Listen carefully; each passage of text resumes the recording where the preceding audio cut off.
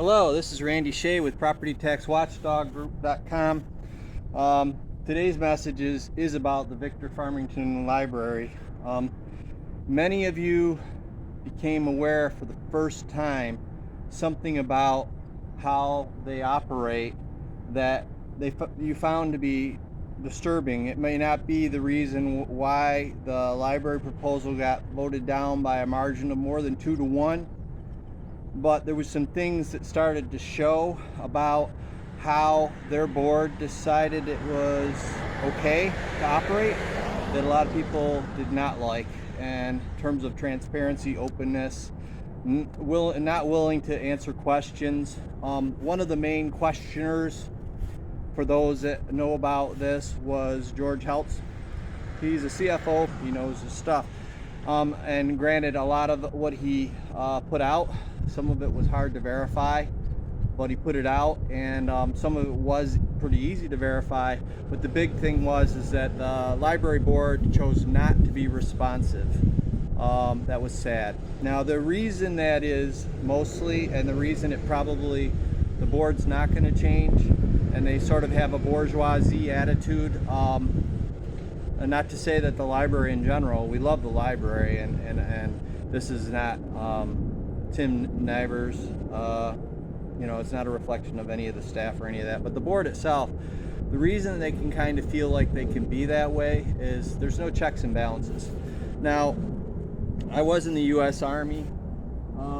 Back at the start of this country, we formulated the first army to fight the British over the primary issue being no taxation without representation. The colonists were having to pay taxes, levies on things, and there wasn't any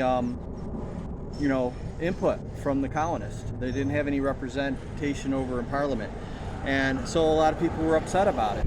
The fact that as of right now that we pay taxes to support the library, the people that are in the area, Victor Central School District area, but there's no vote for board members. I think that's a problem that has got to be addressed still. I don't know how it will be addressed. I think the current board could actually vote to change the rules if they wanted to, but they don't really have a motivation to, because they get more control and being able to basically choose their own people.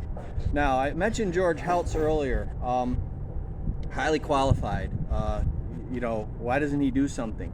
Well, he was willing to. He came in and interviewed for a board position open, and probably only the people that are involved in making the decision actually know the actual reasons, but to have somebody of that caliber willing to do that as a volunteer effort in our community, and then basically get voted out and decided that no, he couldn't be a board member, he didn't for some reason fit what they wanted. Well, what if that's what the community wants? If they want George Heltz as a board member, or even the president of the board, how can that happen? Well, it can't currently, unless you can somehow convince the current board, who basically elects people that agree with what they want to do. So I'm not really arguing about whether or not the library itself is doing a good job. I think they're doing a great job, and I really don't know anybody who really doesn't like the library. But the way it's actually being governed, I think it's still something that the community needs to be aware of and or involved in changing. And that's the end of this message. Have a great day.